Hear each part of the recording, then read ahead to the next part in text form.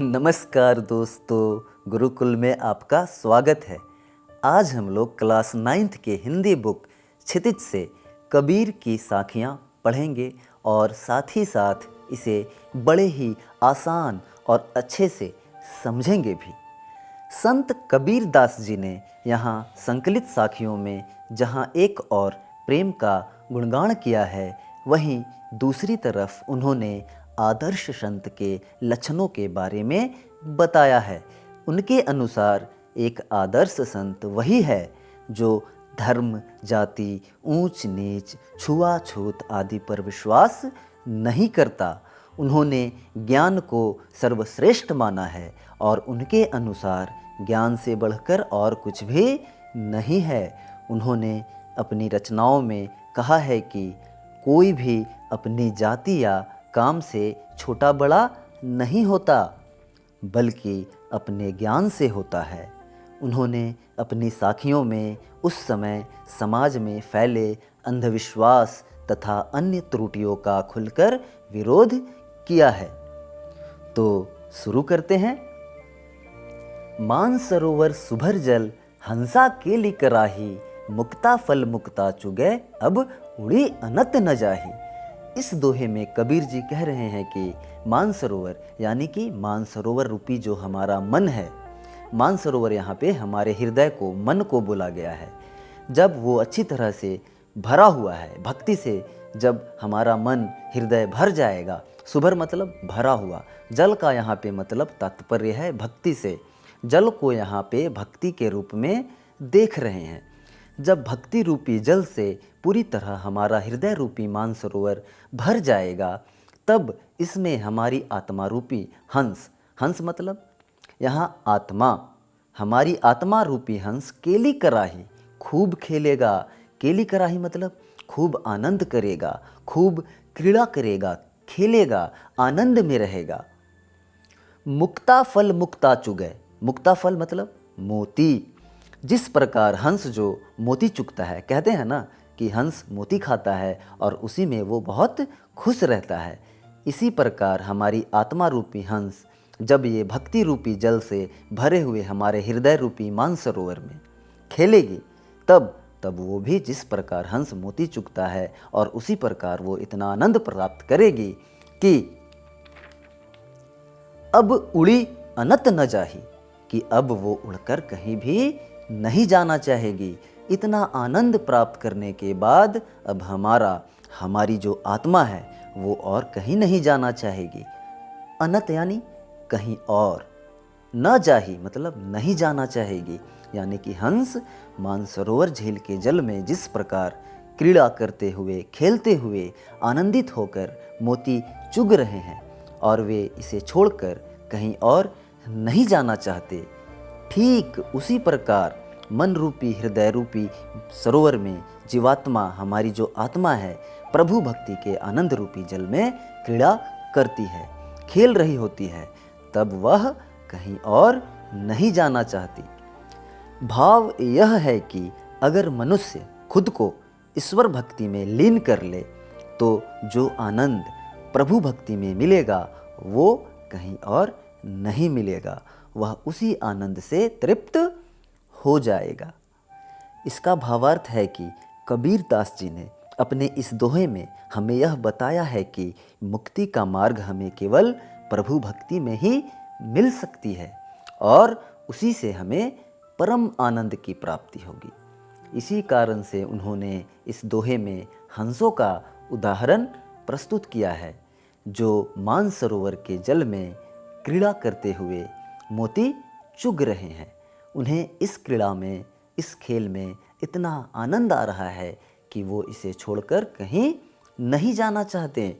ठीक उसी प्रकार अगर मनुष्य भी खुद को ईश्वर की भक्ति में लीन कर लेगा और परम मोक्ष का आनंद प्राप्त कर लेगा, तो फिर उसका ध्यान कहीं और नहीं भटकेगा। उसे प्रभु की भक्ति में मिलने वाला आनंद, सुख कहीं नहीं मिलेगा। फिर वह प्रभु की भक्ति में ही मग्न रहेगा और इस मार्ग को छोड़कर कहीं और नहीं जाएगा। अगला दोहा देखते हैं।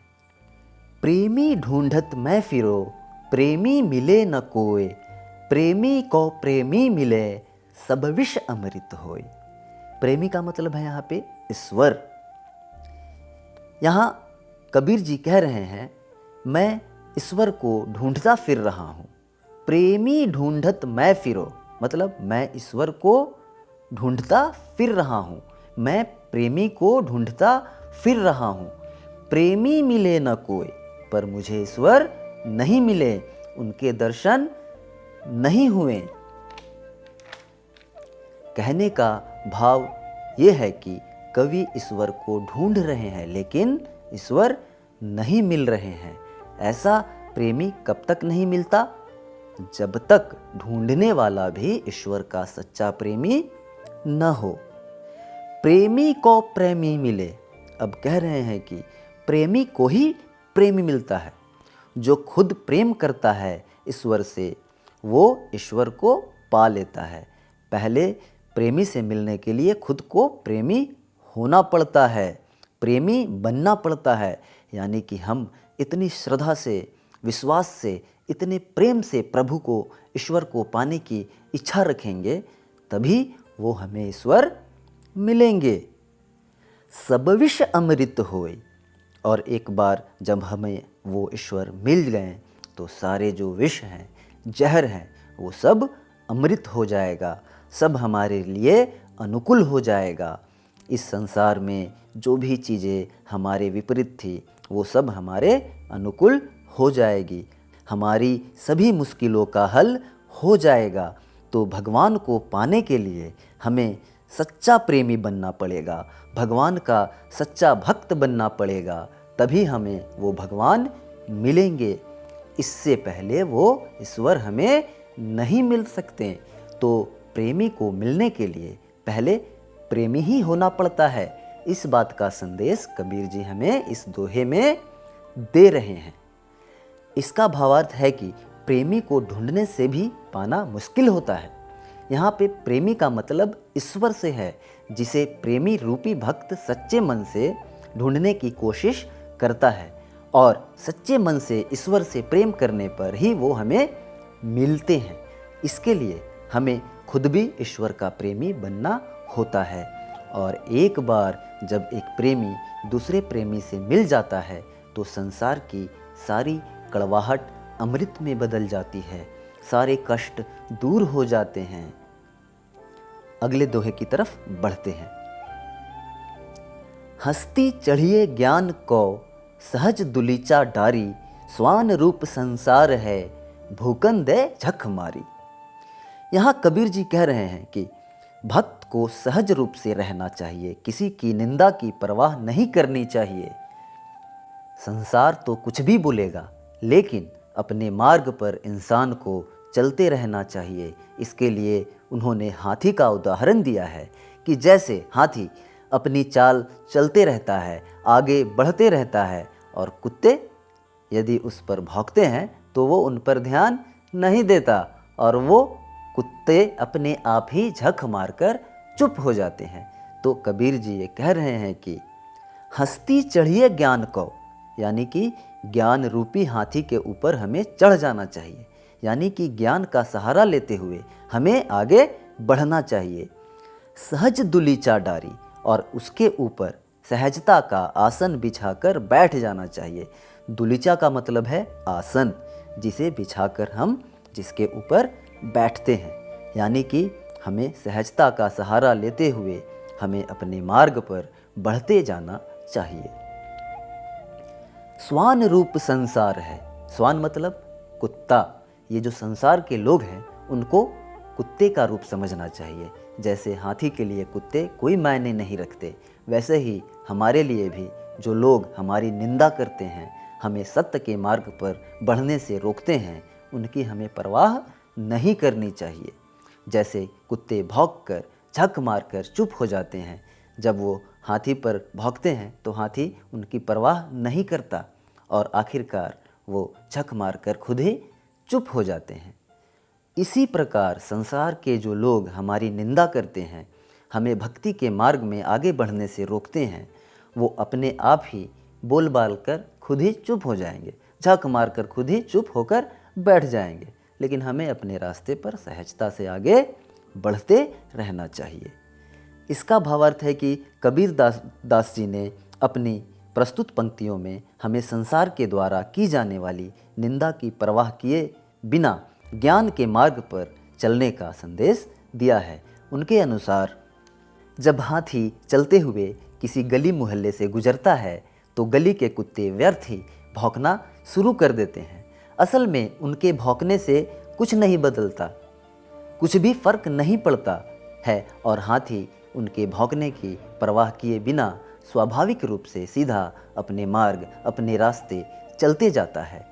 ठीक इसी तरह कवि चाहते हैं कि हम अपने ज्ञान रूपी हाथी पर सवार होकर इस समाज की निंदा की परवाह किए बिना निरंतर भक्ति के मार्ग पर चलते रहें।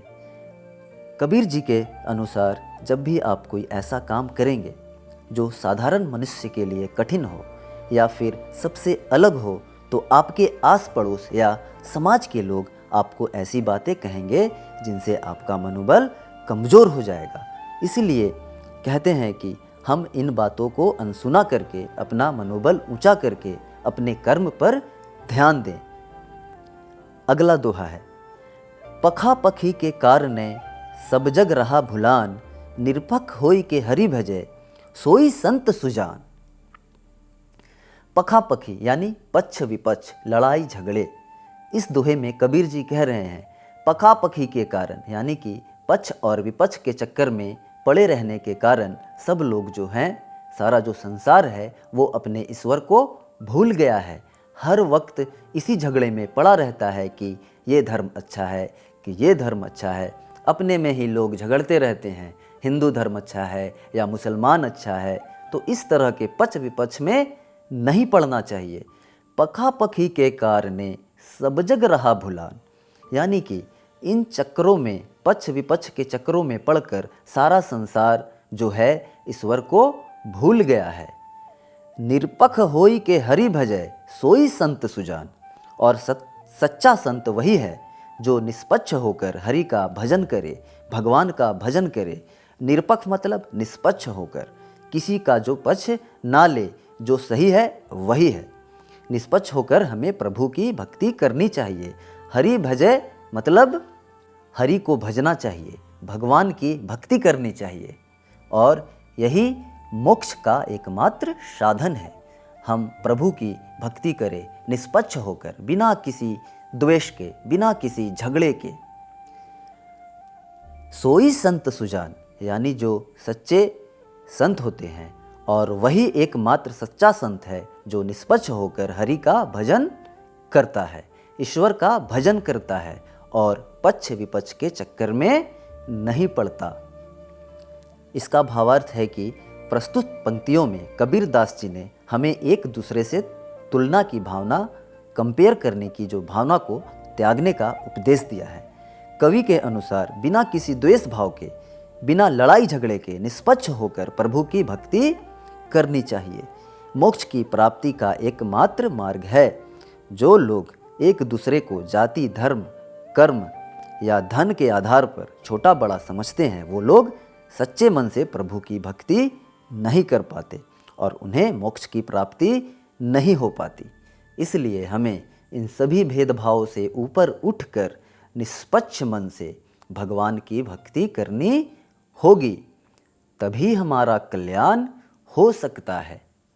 आगे, हिंदू मुआ राम कही मुसलमान खुदाई, कहे कबीर सो जीवता जो दुहू के निकटी न जाई।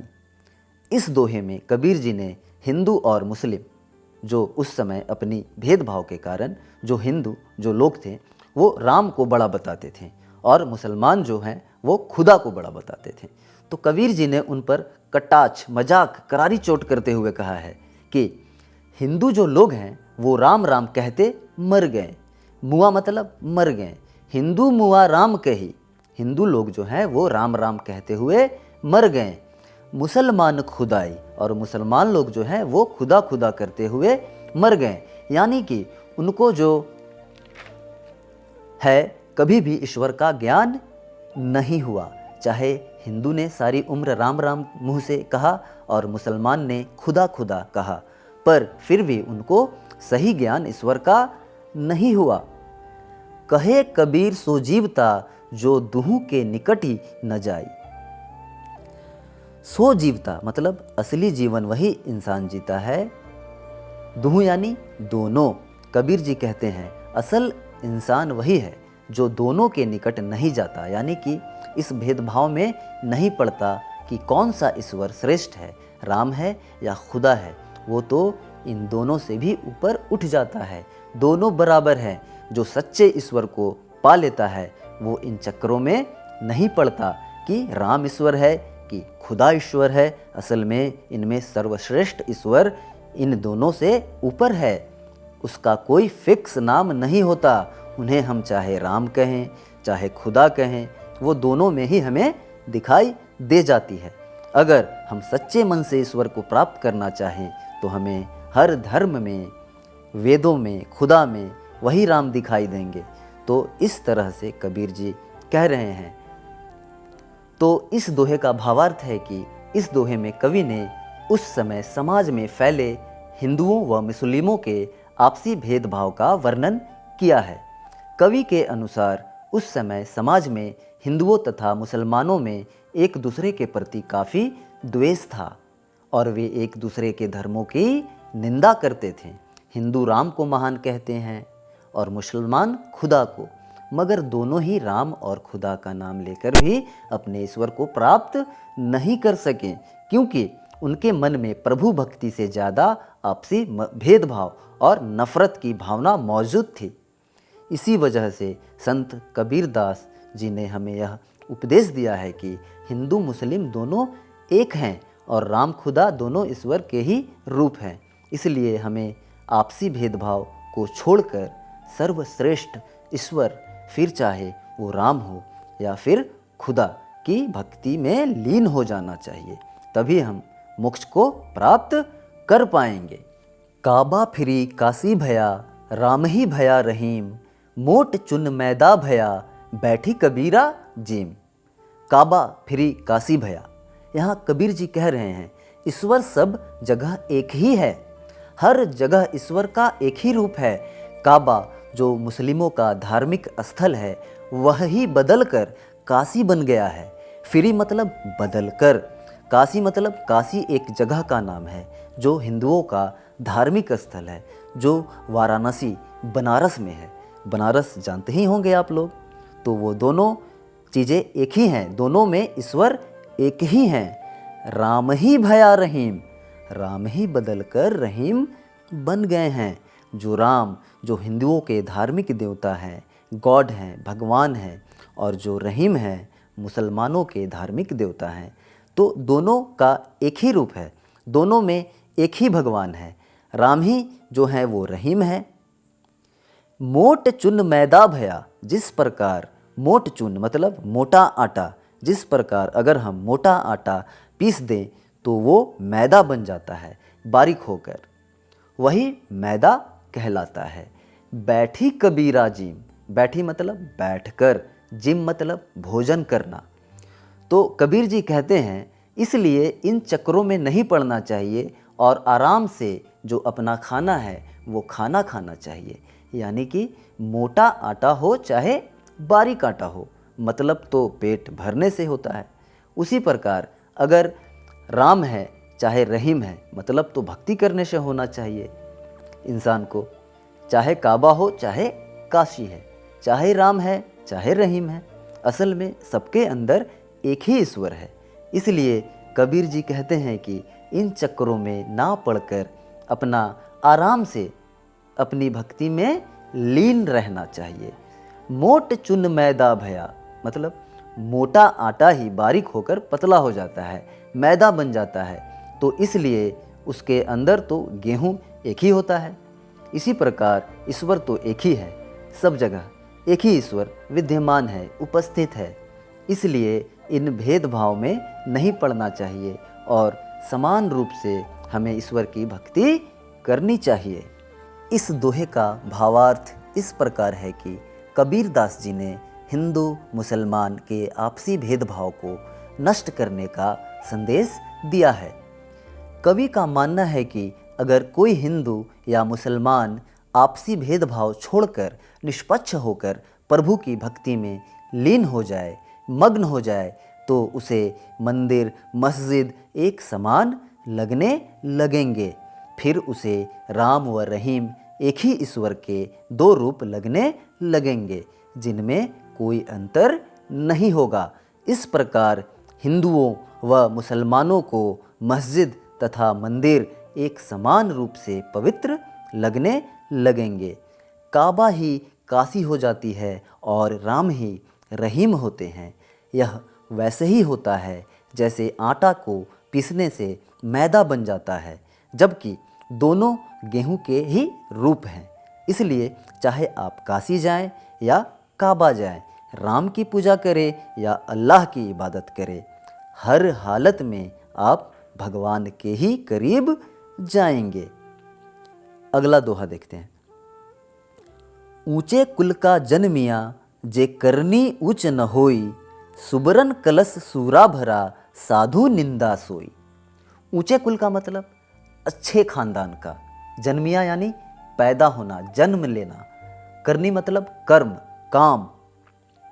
यहाँ कबीर जी कह रहे हैं कि ऊंचे कुल में जन्म लेने से कुछ नहीं होता। अगर हमारे कर्म ही ऊंचे न हो तो उसकी निंदा करते हुए कबीर जी कह रहे हैं कि ऊंचे कुल में जन्म लेने से क्या होता है। जे करनी ऊंच न होई, यानी जब उसके कर्म ही ऊंचे नहीं हैं, यानी कि वो बुरे कर्म करता है, बुरे काम करता है, तो उसके ऊंचे कुल में जन्म लेने का भी कोई फायदा नहीं है। सुबरन कलश सूरा भरा, सुबरन मतलब सोने का, सूरा यानी शराब, निंदा यानी बुराई, सोई मतलब उसकी। अगर कलश में सूरा मतलब शराब भरी हुई है, अगर सोने के कलश में शराब भरी हुई है, साधु निंदा सोई, तो भी उसकी निंदा ही होगी। चाहे वो सोने के बर्तन में है, लेकिन शराब तो शराब ही है, यानी कि बुरी चीज़ तो बुरी ही होती है, चाहे वो सोने के बर्तन में ही क्यों ना हो। तो इसी प्रकार अगर हम ऊंचे कुल में भी पैदा होते हैं, जन्म लेते हैं, लेकिन हमारे कर्म अच्छे नहीं हैं, तो हमारी बुराई ही होगी। साधु लोग उसकी निंदा ही करते हैं, बुराई ही करते हैं। साधु निंदा सोई मतलब साधु सज्जन लोग, संत लोग जिनको ज्ञान है, वो उसकी निंदा ही करेंगे। तो इंसान को अच्छे कर्म करने चाहिए, चाहे वो ऊंचे कुल में है, चाहे वो नीचे कुल में है, चाहे वो किसी भी कुल से हो। तो ऊंचे और नीचे कुल के चक्कर में नहीं पड़ना चाहिए। हर व्यक्ति को अच्छे कर्म कार्य करने चाहिए। इस दोहे का भावार्थ इस प्रकार है कि पहले के समय में व्यक्ति को उसके कुल से बड़ा समझा जाता था, ना कि उसके कर्म और ज्ञान से। इसी वजह से कवि ने इस दोहे में हमें ये संदेश दिया है कि कोई भी व्यक्ति अपने कुल से नहीं बल्कि अपने कर्मों से बड़ा होता है।